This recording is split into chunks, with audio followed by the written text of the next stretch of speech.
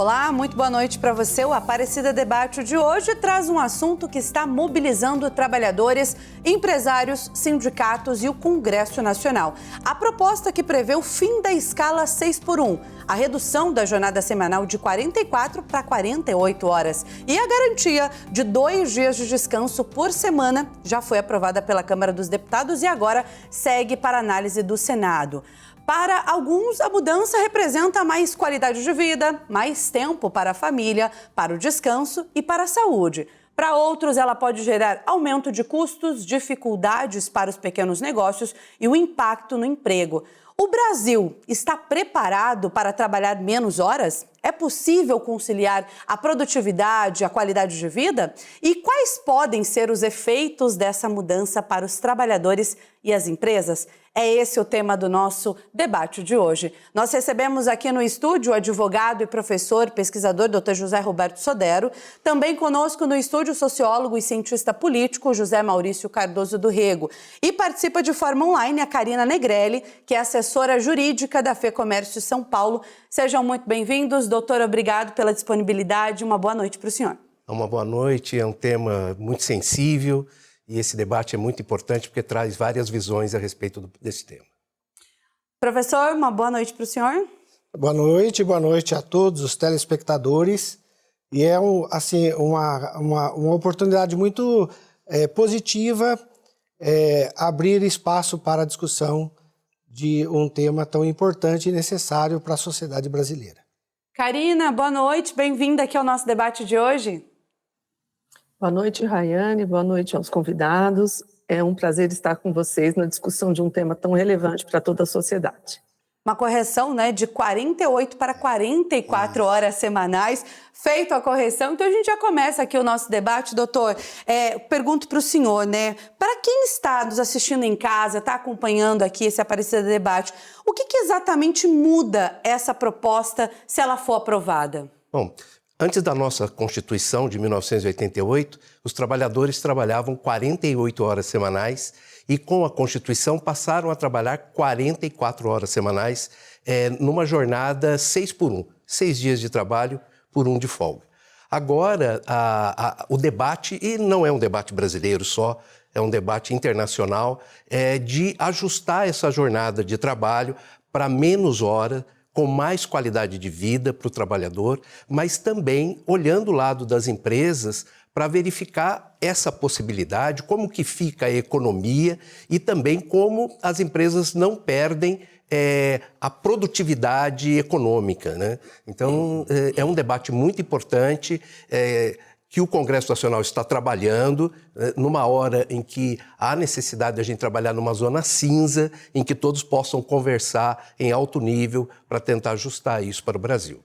Professor, já te pergunto, por que essa discussão sobre essa jornada de trabalho ganhou tanta força justamente agora, nesse período, nesse ano de 2026?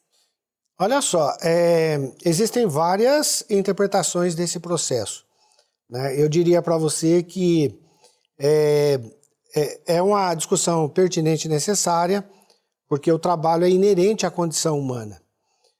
Do outro lado, você tem que imaginar que o Estado brasileiro é copartícipe de um movimento no mundo, que acontece no mundo, que diz respeito a um pacto civilizatório.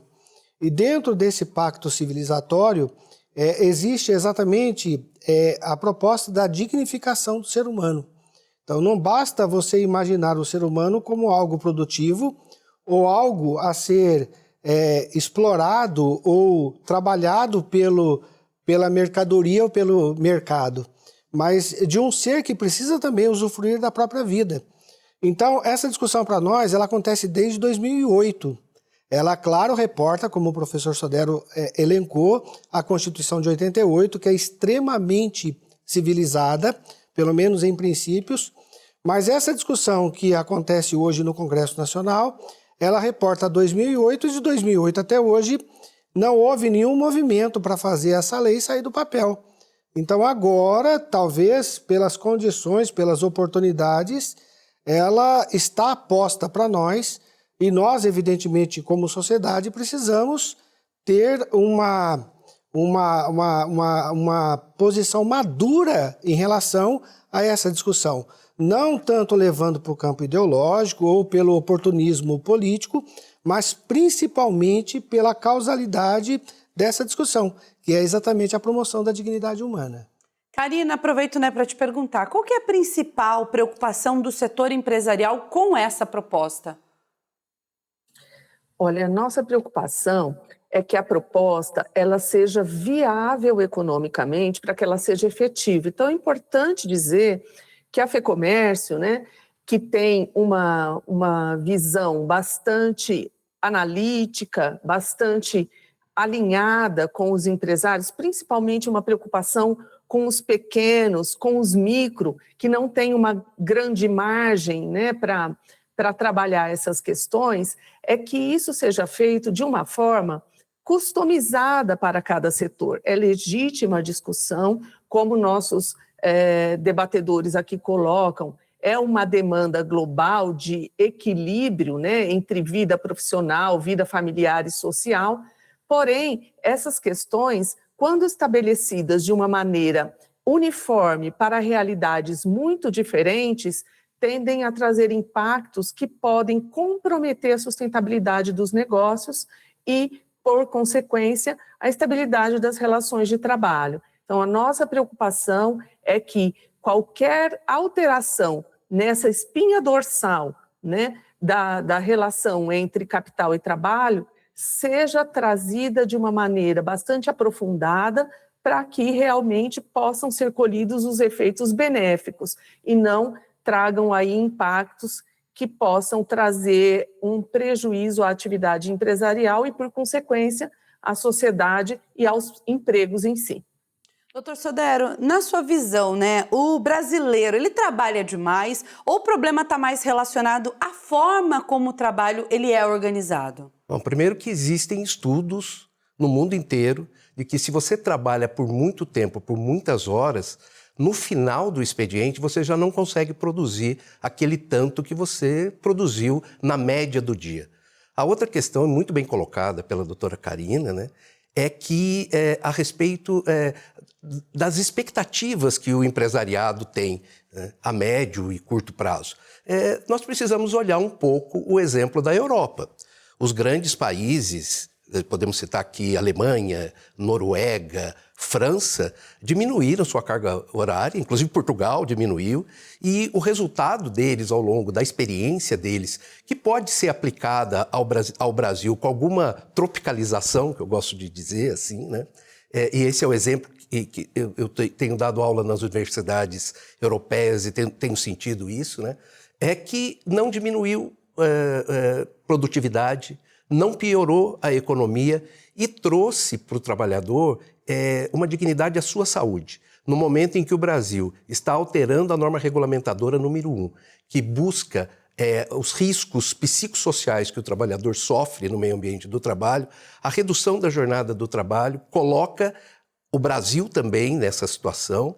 E uma questão muito importante, talvez, para o debate aqui é como é que o empresariado pode manter a produtividade, não pensando só nas horas que o trabalhador deixa de trabalhar, mas alterando o seu modelo de produção nos serviços, por exemplo, no comércio, o seu modelo de venda, seu modelo de negócios. Professor, a gente vê, nós estamos nessa discussão em 2026. A pandemia, ela mudou a forma, como as pessoas enxergam essa relação justamente entre a vida pessoal, o trabalho, fez com que as pessoas valorizassem mais esse cuidado com a vida pessoal e por isso estamos nesse debate? É uma questão bastante válida o que você levanta. A pandemia, na verdade, foi um divisor de águas na cultura do trabalho. Aquela necessidade que nós tivemos de isolamento social mostrou para a sociedade brasileira que existe vida fora do trabalho e que o trabalho é possível de ser executado, claro, nas suas devidas formas, no ambiente doméstico, que é o home office, como nós chamamos. Tá? Mas o que é mais interessante é que esse momento crítico da humanidade mostrou para nós facetas de gerações que nós até então não prestávamos atenção, que são as facetas exatamente das gerações Y e Z. Elas provam para nós que elas são produtivas fora do ambiente do trabalho oficial, do trabalho tradicional. E claro que nós que somos, principalmente da geração X, nós também nos adaptamos. Então, no campo, por exemplo, escolar, nós nos adaptamos às tecnologias, nós tornamos o processo produtivo.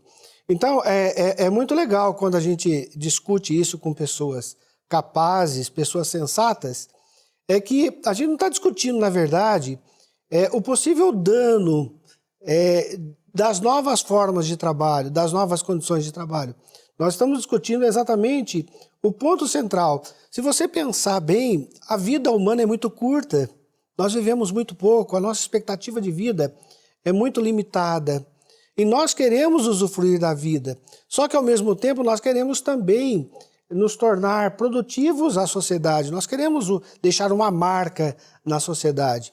Então, o que se busca hoje é exatamente o equilíbrio, o meio termo entre uma coisa e outra. Nós precisamos produzir riqueza, nós precisamos fazer o país virar nas suas necessidades, mas nós temos que olhar para nós também, né? Então, esse paradoxo entre PIB e qualidade de vida tem que ser discutido, entendeu? Então, o dia que a gente encontrar um meio termo entre eles, descobrimos o segredo, talvez, da existência feliz que é própria do ser humano. Então, essa discussão é muito válida. Karina, justamente, né, essa é a minha pergunta para você agora. A gente está discutindo aqui sobre a escala 6x1, mas existem setores que dependem fortemente da escala 6x1. Quais seriam os setores mais afetados se aprovada? Olha, Rayane, nós no comércio, né, temos principalmente nos grandes centros, né, nas instâncias turísticas, a gente está falando na TV Aparecida, por exemplo, que é um centro em que existe um fluxo, né, de pessoas constante, né, nos grandes centros onde eventos e o funcionamento permanente nas metrópoles principalmente, tem uma demanda, né, por oferta de produtos e serviços para o consumidor, para a sociedade que se habituou com essas facilidades, né? A gente pode citar também o agro, que, né, a gente sabe que, infelizmente, a natureza... Infelizmente não, né? Vamos falar felizmente. A natureza tem a sua ordem de funcionamento, a ordenha de um animal de manhã, o crescimento e a necessidade de colheita no final de semana não vai cessar para esperar uma escala. A gente tem serviços essenciais, a gente tem coleta de lixo, a gente tem segurança, a gente tem uma série de demandas que elas são ininterruptas, né, pela própria demanda da sociedade. Então, nesses segmentos, né, a gente vai ter um desafio um pouco maior de discussão. Por isso que nós entendemos que essas reduções, esses ajustes de jornada e também de escala, que são duas coisas que normalmente são bastante confundidas nesse debate, né? A jornada, o limite de jornada que nós estamos discutindo na PEC é a redução de 44 para 40 horas na semana, mas existe uma outra questão em discussão, que é a organização dessa quantidade de horas numa escala de trabalho que também veio a ser colocada no texto, que coloca a necessidade de 2 descansos em 5 dias de trabalho. Então, todas essas questões, quando elas são colocadas de acordo com as demandas e particularidades do setor, com concessões recíprocas, com ajustes onde se avalia e se considera a capacidade do negócio e a demanda pelos serviços e produtos, você tende a fazer um ajuste mais condizente com a realidade e expectativa das partes. Então, essa é a questão que nós colocamos como chave. Deveria haver aí uma liberdade maior na fixação dessas condições, que sim, precisam levar num ponto de equilíbrio, né, mas que se façam viáveis e sustentáveis. Doutora, a legislação trabalhista atual, ela ainda corresponde, né, à realidade do mercado de trabalho de 2026? Eu penso que sim. É óbvio que nós precisamos fazer alguma adaptação, né? Porque a dinâmica social ela é muito mais rápida do que as alterações legislativas. E nós precisamos entender. Estava vendo a doutora Karina falando e me passa aqui as alterações que nós fizemos em 2017 na legislação trabalhista, né? Num momento importante agora que há necessidade de um fortalecimento sindical de trabalhadores e de patrões, para que eles possam sentar nas mesas e discutir aquelas atividades que, de fato, pode haver um impacto maior, nós enfraquecemos o sindicalismo na reforma de 2017. Nós entendemos que a pandemia, por exemplo, trouxe novidade no trabalho, mas nós não conseguimos ainda fazer esse ajuste. Precisamos sentar, e é muito importante a gente sentar para conversar, e não podemos enfraquecer os níveis de tratativas negociais. Toda vez que enfraquecemos as tratativas negociais, os sindicatos ficam enfraquecidos, tanto patronal quanto de trabalhadores, nós temos dificuldade para sentar na mesa. Quando nós não temos bons interlocutores, nós temos dificuldade para sentar na mesa. E eu penso que a dificuldade de fazer alteração legislativa faz com que a liberdade de tratativas negociais, o fortalecimento negocial, deveria prevalecer, porque nós vamos ter que discutir essa dinâmica que corre muito à frente das legislações. Olha, o nosso bate-papo aqui tá muito bem, mas agora a gente vai para um rápido intervalo e no próximo bloco nós vamos falar dos impactos econômicos dessa proposta. Afinal, reduzir a jornada significa aumentar os custos? E o que pode acontecer, né, com os empregos? O Aparecida Debate volta já. Estamos de volta com o Aparecida Debate, conosco no estúdio o advogado José Roberto Sodero, o professor José Maurício Cardoso do Rego e de forma online Karina Negrelli, assessora jurídica da FEComércio São Paulo. Estamos debatendo a escala 6x1. Karina, a FEComércio São Paulo estima um aumento de custos para as empresas, né? E aí eu te pergunto, de que forma, como esse impacto acontece na prática? Olha, Rayane, esse impacto decorre do aumento do custo da hora trabalhada sem que necessariamente se eleve faturamento e sem garantia de elevação na produtividade, porque a produtividade é um fator que ele não é isolado, apenas automaticamente pela redução de jornada se eleve produtividade. Ela é multifatorial, ela depende de investimento, ela depende de tecnologia, ela depende de insumos, e isso não se faz de uma hora para outra. Então, esse custo de trabalho, né, onde eu tenho que reduzir a disponibilidade da força de trabalho no meu negócio, mas mantenho o custo da folha, tendo que, eventualmente, ou partir para novas contratações ou para investimento em tecnologia, que apesar de abundante hoje em dia em soluções tecnológicas, ainda é algo caro, né? Partir para outras formas de contrato, eu tenho ali um impacto estimado de 20%, sem contar que, como o texto foi estabelecido, hoje nós temos um DSR, né, descanso semanal remunerado, calculado na folha de salários, e agora isso dobra. Então, realmente, existe um impacto que, para absorção de maneira muito rápida, como se previu na transição estabelecida no texto, é algo que traz uma preocupação muito grande, especialmente num cenário econômico adverso de grande endividamento empresarial que nós vivenciamos atualmente. Doutor, né, os defensores da proposta dizem que os trabalhadores mais descansados produzem mais. Isso é uma realidade? Se nós formos procurar todos os trabalhos científicos a respeito do tema, né, porque não dá para falar de orelhada, né? Eu ouvi dizer, alguém me falou. A gente tem que buscar os dados, como a doutora Karina trouxe, os dados de impacto, né? Nós precisamos observar os dados das publicações. E todas as publicações científicas trazem que quando há uma redução de jornada de trabalho, e ela não é drástica, Nós estamos falando de reduzir, num primeiro momento, de 44 para 42 e depois de um ano de 42 para 40. Isso tem impactado. Inclusive, por exemplo, no setor industrial, quanto mais tempo o trabalhador fica dentro de uma fábrica, há maior possibilidade, por exemplo, dele sofrer acidente do trabalho.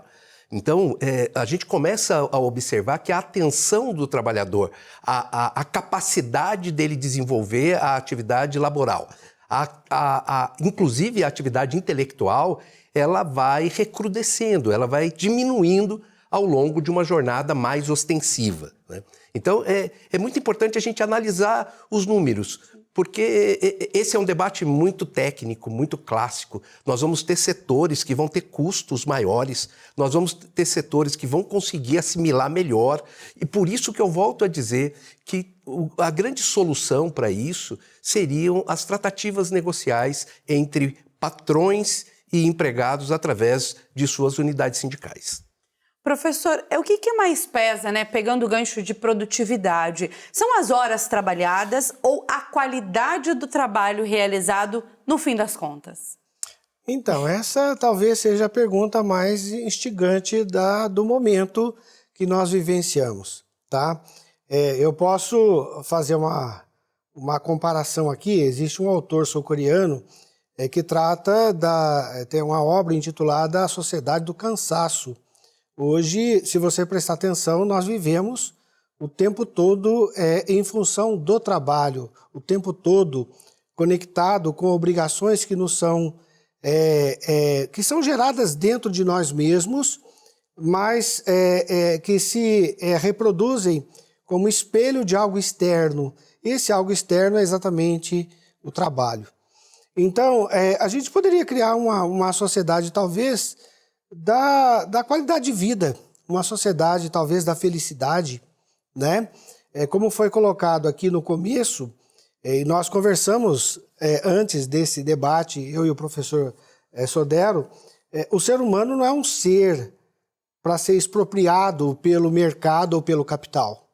Ele é um ser para existir, para compartilhar a existência dele com outras pessoas. Então, existe literatura fortemente consolidada que prova para nós que o ser humano ele produz não pelo tempo que ele ocupa para executar, mas pelo incentivo que ele recebe. Então, não adianta você colocar... na época da escravidão, nós tínhamos pessoas que ficavam 24 horas a serviço do trabalho e produziam muito pouco. Entendeu? Nós temos... no início da Revolução Industrial, pessoas que ficavam 20 horas, 22 horas dentro de uma fábrica dormitório, e não resolviam tanta coisa. Então, hoje o que nós queremos é o seguinte, que o ser humano produza, que ele possa usufruir do que ele produz e que ele usufrua também da qualidade de vida, que ele usufrua da felicidade na existência dele. Só que, para isso, nós não podemos... confiar plenamente no mercado ou no capital. Nós precisamos, talvez, de algumas instituições, de algum arcabouço anterior a isso, que é o que o professor acabou de colocar. Sindicatos, agremiações, associações, que consigam dialogar com o empresariado para exatamente encontrar um meio termo para isso. Não adianta essa ideia de que o empregado dialoga diretamente com o empregador. Isso foi provado para nós que não existe e é totalmente infundado. O empresário está em busca de riqueza, de lucro, de capital. Nós queremos compartilhar da nossa habilidade com esse empresário. Nós queremos sim que ele ganhe, mas nós precisamos ganhar também. Então é preciso um meio termo. Tá? E esse meio termo agora no Senado, inclusive, está sendo discutido. Então não é uma coisa que está acontecendo a toque de caixa e está acontecendo também por nada. Tá? Então existe discussão muito séria sobre isso e isso é muito bom para nós.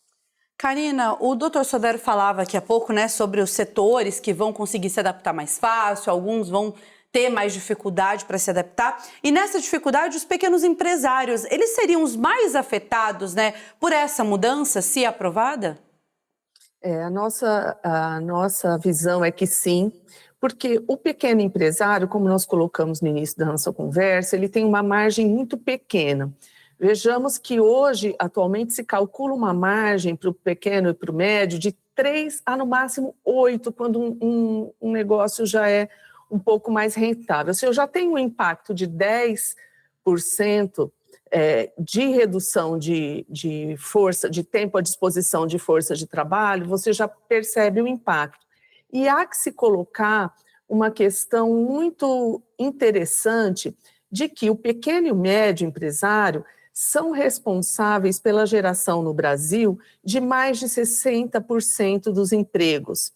Então, este perfil de empresa é um perfil muito vulnerável a mudanças engessadas. A nossa preocupação é que a PEC, ela cristaliza numa norma constitucional uma jornada que inicialmente se propôs 36, mas que acabou sendo aprovada em 40 no texto da Câmara, mas ela dá a possibilidade que o professor Sodero dizia de negociação só de 40, negociação sindical, né, de 40 para baixo. E muitas vezes para o pequeno, que é um quase par do trabalhador, né? Ele suporta os riscos do negócio, mas o pequeno e o médio, o microempresário, ele compartilha de muita identidade com os empregados que ele contrata, né? Esse perfil tem em torno de 4 empregados é a média, né?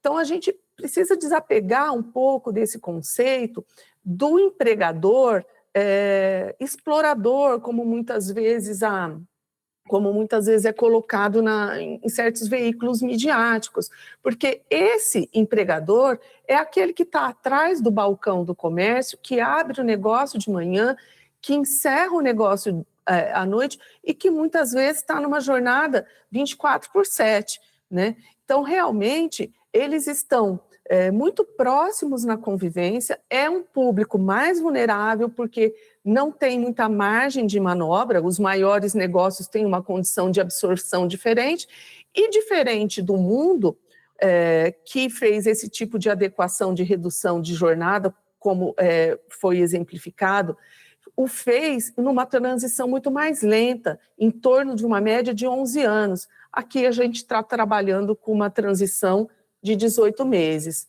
o que para muitos pode significar um colapso nos negócios, e isso é muito preocupante. Doutor, por um outro lado, né, eu te pergunto, existe um risco real de um aumento da informalidade se essa proposta ela for aprovada, das pessoas tentarem ir para o lado mais informal do trabalho? Eu penso que não. O risco de informalidade sempre tem. Né? O que é muito importante a gente observar, e todos têm o direito de trazer o seu posicionamento, não olhar muito para o que acontece só no Brasil, mas quem fez as transições, os outros países, como é que eles fizeram, né? Quando a gente fala de lucro de 3%, de 4%, no mundo inteiro é assim. Né? Quando a gente fala que alguém tem lucro de 30%, de 40%, é muita coisa. De 10% é muita coisa. Então, a gente precisa entender o que acontece no mundo inteiro. Não vejo problema de riscos de informalidade. O que eu penso? Eu penso que a gente deve fortalecer, por exemplo, as associações de comércio local, as associações de comércio e indústria local. Vou voltar de novo para a questão do coletivo. Não adianta a gente ficar discutindo a individualidade do empresário. A gente precisa falar da coletividade. Se eu tenho empresários de determinado tamanho, microempresas, por exemplo, essa normativa da emenda constitucional, ela está trazendo a possibilidade de ter uma lei complementar que ajuste as questões do microempresário e também do pequeno empresário. Então, não é uma lei que ela está estabelecendo uma norma e que os pequenos e médios e microempresários vão ficar isolados, havendo a possibilidade de lei complementar. E eu penso que isso deve ser exercido, né? Tratar diferentemente os desiguais na medida que eles vão se desigualando nessa relação. E aí, volto a dizer, do papel importante da sociedade, das agremiações, como disse muito bem aqui, porque é isso que traz solução. Não podemos trabalhar em posicionamentos radicais, Não é um confronto entre empregados e empregadores, é um ajuste mundial, é um ajuste na saúde e na dignidade de cada trabalhador e na manutenção da economia. Professor, pegando o gancho dessa coletividade, né, dessas agremiações, as associações também, o senhor acha que com esse debate sendo amplamente feito, né, no país, com vários setores envolvidos, a gente pode ter um fortalecimento maior dos sindicatos, dessas associações que representem os trabalhadores?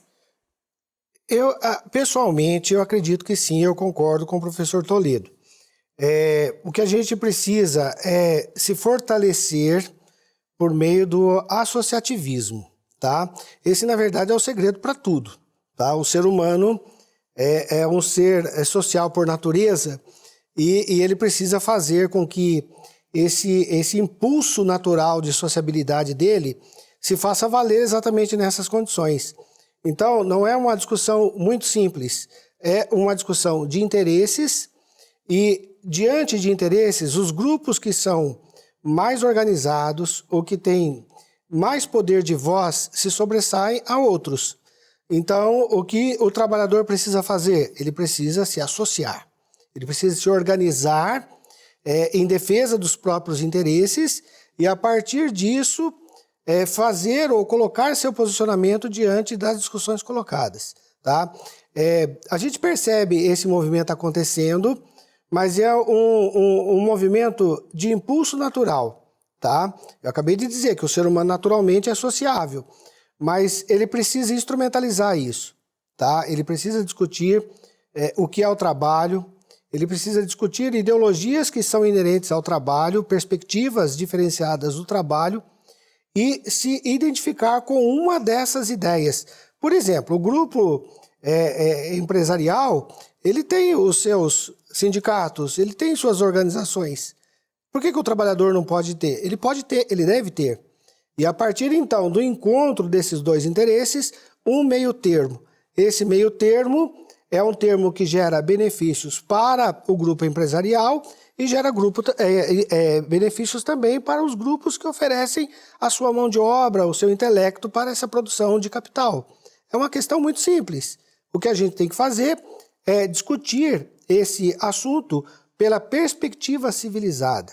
Ou seja, sem levantar a voz, sem apontar o dedo para ninguém, mas tornar essa discussão algo que seja racionalmente viável e possível. O empresário ele precisa ali do empregado, né, para poder conseguir ter ali o seu lucro, o seu retorno financeiro da empresa, mas o empregado ele também precisa ter os seus direitos assegurados, né? Esse é o paradoxo do capitalismo, entendeu? Então você não pode olhar só o lado do empresariado, tem que ver o lado do empregado. O empregado mal-humorado, mal reconhecido e mal remunerado, ele gera prejuízos para o empregador.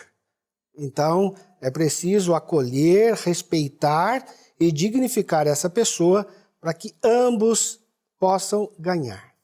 Karina, você acredita que o debate, né, que toda essa conversa, os setores também comerciais sendo ouvidos, setores empresariais, falta um pouco ainda desse diálogo, dessa conversa, dos setores mesmo, deles falarem também dessas limitações de setores grandes precisam se adequar assim, setores menores desse jeito? Olha, nós entendemos que essa discussão, pela magnitude e por tantos fatores que nós já tratamos aqui, inclusive, né, ela mereceria um aprofundamento maior. Nos assustou bastante, Rayane, que, por exemplo, a tramitação na Câmara, pelo período de 10 sessões na comissão especial constituída para tramitação e discussão do tema, tenha realizado sessões de 15 em 15 minutos. Não é desta forma que se discute os rumos e os parâmetros do processo produtivo e da dignidade do trabalhador dentro da sociedade, né? Nós entendemos que hoje nós estamos diante de uma realidade econômica onde as empresas têm que lidar com competitividade externa, inclusive. Nós acabamos de vivenciar o final da taxação, por exemplo, dos produtos importados, é uma concorrência até desleal que o comércio interno recebe, né? Nós temos que considerar um comportamento humano já de endividamento do trabalhador, de endividamento das empresas, que está elevando a cada dia, né? Questão de adoecimento, muitas vezes ligado também à rede social, a questão de apostas online, que tem trazido para o contexto social um empobrecimento da classe trabalhadora em geral, né? Nós temos um comportamento que está trazendo reflexos sociais preocupantes, e nesse contexto, o aumento do custo do trabalho também nos preocupa o efeito econômico inflacionário. Então, muitas vezes, uma qualidade de vida que viria para o trabalhador em forma de descanso, dá com uma mão e tira com outra, porque esse custo do trabalho, ele normalmente vai ser, em situações onde há essa possibilidade, repassado para preço. E isso reforça padrões inflacionários que vai minando a qualidade de vida, a capacidade de consumo e a diminuição do orçamento familiar. Então, há um cenário bastante complexo que recomenda uma discussão setorial, né, e que recomenda que essa discussão seja feita de maneira mais aprofundada no Senado, e é isso que nós esperamos, para que amanhã ou depois essa transição, que se diga, não seja irreversível para uma condição social pior do que a que estamos, né? Acredito também, como já foi falado muitas vezes, que o caminho da negociação sindical entre sindicatos laborais e patronais já está na Constituição e deveria ser um meio privilegiado, porque aqui, aquilo que é negociado tem um prazo de vigência e, se não for bem absorvido, pode, inclusive, ser objeto de ajustes. Quando a gente coloca na Constituição de maneira mais engessada, esse ajuste fica muito mais difícil, muito mais complexo para corrigir os rumbos, se for necessário.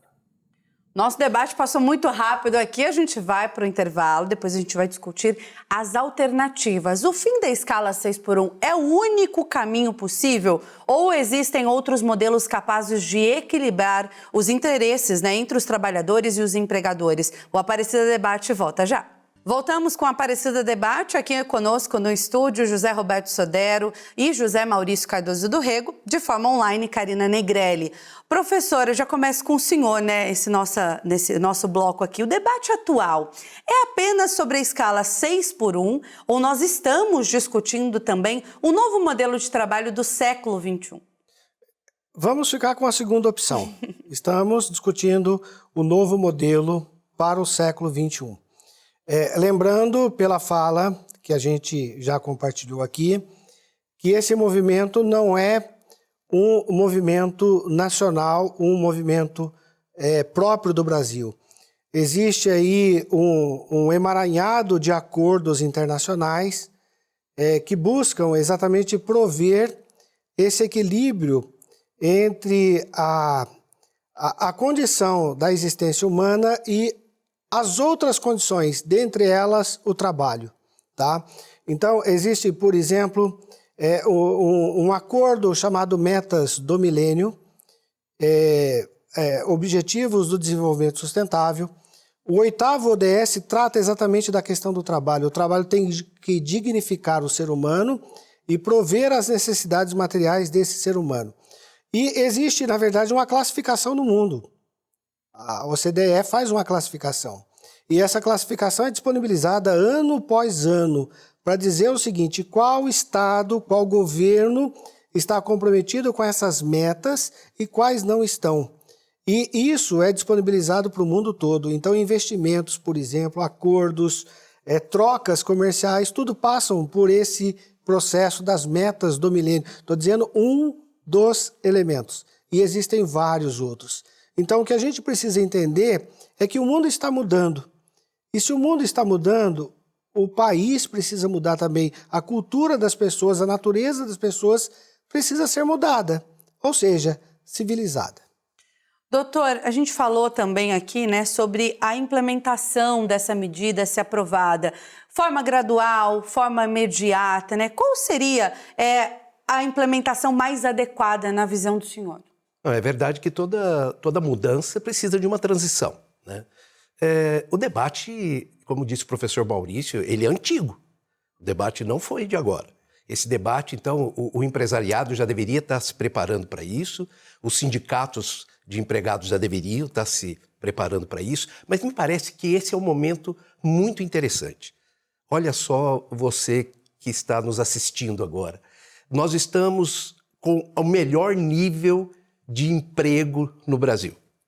Nós estamos, em 10 anos, injetando R$1 trilhão na Previdência Social com esse nível de emprego que nós temos.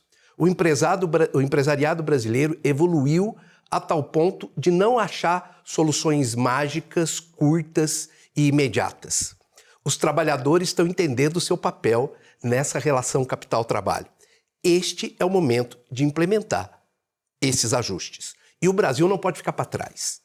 O Brasil não pode ficar reclamando, né? Ó Deus, ó dia, ó vida. Nós precisamos, como dizem, nós precisamos ser proativos. E essa proatividade, ela não é só do Estado, ela não é só do Congresso, ela é da sociedade e da sociedade organizada. Então, este é o momento. Eu não vejo uma transição tão longa, porque a dinâmica social é muito rápida. Se a gente fizer transições longas, no meio da transição nós vamos estar ajustando a transição da transição e depois a transição da transição da transição. Me parece que estabelecer limites mínimos e, a partir daí, que haja um debate social, um ajuste social entre as entidades representativas do patronato e dos trabalhadores é a melhor solução.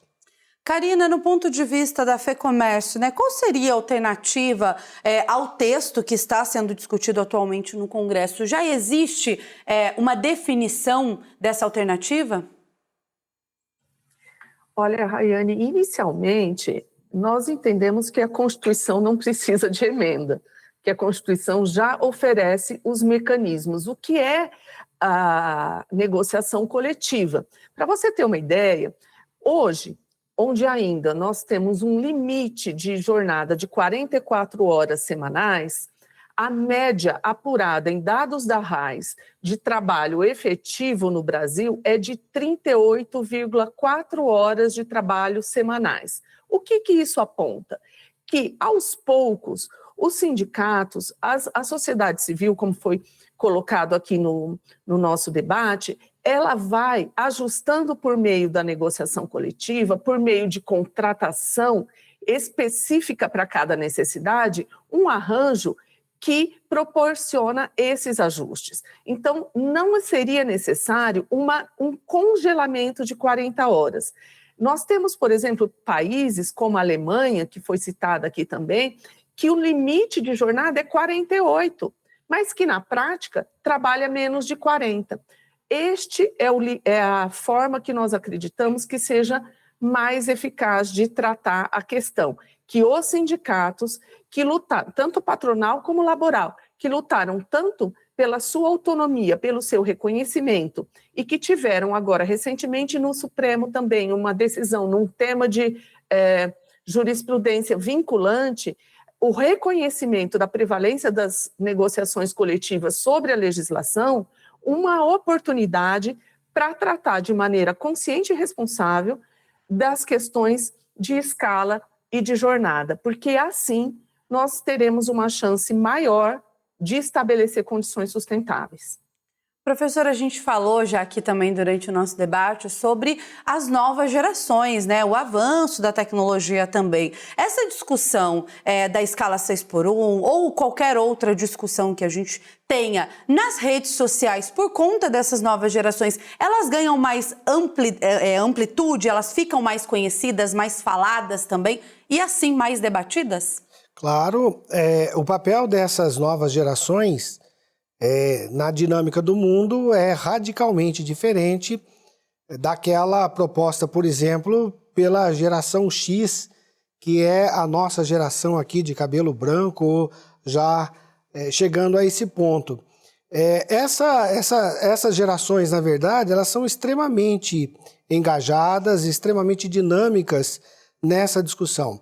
E existe um dado muito interessante nessa discussão, viu?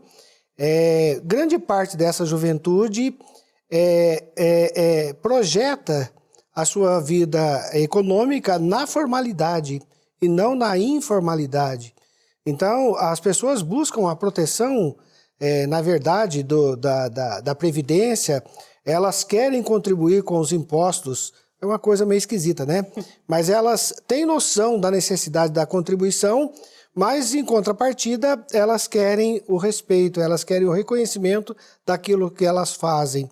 Tanto que você vê um movimento interessante de jovens das gerações Y e Z que largaram o trabalho porque eram ofendidos ou não eram contemplados naquilo que faziam. E vão migrando de plataforma para plataforma, de trabalho para trabalho. Então, isso é a cara, essa é a faceta do século XXI. E nós temos que prestar atenção nesse movimento, se quisermos, evidentemente, estarmos sintonizados com o resto do mundo. Então, de novo, a discussão é extremamente válida. Doutor, pegando o gancho, né, dessa questão da tecnologia, a tecnologia e a automação, elas podem facilitar a redução da jornada de trabalho no futuro também? Eu penso que sim, né? Nós não podemos ficar desligados de tudo do que acontece na sociedade como um todo. Então, nós não podemos esquecer que a inteligência artificial ela existe, nós não podemos esquecer que a automação ela é importante. Eu vejo movimentos, tanto no varejo quanto na indústria, por exemplo, trazendo... Nós precisamos fazer o sistema S brasileiro, colocar o trabalhador brasileiro no nível de qualificação aceitável pela própria indústria, mas também nós não podemos esquecer que tudo isso só tem um motivo e que está colocado na nossa Constituição, que é a dignidade da pessoa humana. Se nós formos trocar os 6 por meia dúzia, eu vi a doutora Karina falando da Alemanha, eu advogo para uma indústria alemã, que está no Brasil, mas sediada na Alemanha, o sindicato lá senta no conselho empresarial. Aqui eu nunca ouvi dizer que um sindicato sentou no conselho empresarial de alguma indústria. Então nós precisamos aproveitar o todo, não a particularidade que nós temos. E por isso que eu quero parabenizar de novo a TV Aparecida por trazer um debate tão importante com profissionais que trabalham o dia a dia, que têm um jeito de enxergar soluções para essas crises entre capital e trabalho. Nós que agradecemos a participação de vocês, né? Karina, eu te pergunto, daqui 5 anos, né? Qual é o modelo de jornada que você acredita que vai ser predominante aqui no Brasil? Olha, Rayane, com tanto avanço tecnológico, né? O professor Sodré tocou na questão do sistema S, né? E no valor que esse sistema traz para o treinamento, para o desenvolvimento, né? Inclusive com grande parte de bolsas de gratuidade para esse desenvolvimento. O que a gente espera realmente é que a qualificação humana ela avance e que nós tenhamos acesso, né? Acesso econômico para soluções tecnológicas para trazer essa flexibilidade de jornadas, de modelos contratuais que possam trazer um menu mais vasto, né, de adequação da expectativa da geração Z, que está entrando fortemente no mercado, né, como a gente colocou aqui, para trabalhar de uma maneira mais produtiva, né, com mais eficiência, para que a gente daqui 5 anos já esteja numa condição mais madura de travar essas relações dentro de uma perspectiva de equilíbrio. Professor, na sua visão, como o senhor vê, né, daqui a 5 anos, um modelo de jornada de trabalho que você acredita que vai ser predominante aqui no nosso país? Olha, o processo de industrialização brasileiro é tardio e tem uma dificuldade enorme de absorver certas tecnologias já disponibilizadas no mundo. tá? Existe toda uma história para explicar isso, e claro que agora não é o momento para a gente discutir. Mas o que eu prevejo dessa discussão é um equilíbrio entre a formalidade e a informalidade, tá? O que a gente precisa pensar é exatamente em manter essa formalidade da melhor maneira possível, porém contemplar os anseios ou as necessidades da informalidade. O Estado precisa prestar atenção nessa porcentagem da sociedade brasileira que investe na autonomia do capital, da produção, mas que é essencial para nós. Então, desde que a pessoa ela seja proativa, ela seja produtiva para a sociedade, o que ela faz ou deixa de fazer, desde que seja legal, não tem o que se discutir, tá?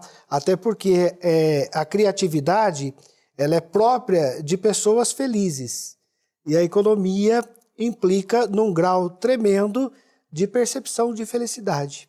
Então, se a gente descobrir a fórmula para isso, a gente resolve o problema. O grande desafio é descobrir essa fórmula, né, professor? Exatamente. Doutor, ao seu ver, né, daqui 5 anos, como o senhor imagina a jornada de trabalho aqui no Brasil? Bom, eu sou sempre alguém que acha que as coisas vão acontecer, né? E esses debates, eles são importantes, ainda que tardios, eles são importantes. Mas eu penso que, e são números muito claros para cada um de nós, para cada trabalhador brasileiro, para cada empresário brasileiro, que o maior tempo de nossa vida está dedicado ao trabalho. Então, nós precisamos ter um meio ambiente de trabalho equilibrado. Eu chamo isso de direito à felicidade no meio ambiente do trabalho. Ou seja, que todo mundo possa produzir, que as riquezas possam ser produzidas, mas que dentro da dignidade da pessoa humana, vou repetir de novo, da pessoa humana, a gente possa gozar de todos os prazeres que nós podemos construir nesse mundo com tempo de média de idade para falecimento muito baixa, num país ainda com uma dicotomia muito grande entre os mais ricos e os mais pobres, que a gente possa conversar nesse mundo cinzento, que a gente possa trazer esse meio ambiente do trabalho equilibrado com garantia de dignidade. Karina, muito obrigada, viu, por ter aceitado o nosso convite. Uma boa noite para você. Eu que agradeço o espaço e ficamos sempre à disposição. Foi um prazer debater com colegas tão qualificados e com vocês aí da TV Aparecida. Muito obrigada. A gente agradece. Boa noite. Obrigada, doutor. Uma boa noite para o senhor. Muito obrigado e mais uma vez. É sensacional esse tipo de debate. Obrigada. Obrigada, viu, professor, por estar te recebendo aqui também. É sempre bom estar com vocês. E obrigado a você de casa aí que nos acompanhou. Assim a gente encerra o Aparecida Debate de hoje. Você pode rever esses e outros programas no canal da TV Aparecida no YouTube. No nosso Instagram, @jornalismo-tv-aparecida. Além de notícias e dos bastidores da programação, você também pode sugerir temas para a gente debater aqui todas as terças-feiras. Uma boa noite para você. Até mais. Tchau, tchau.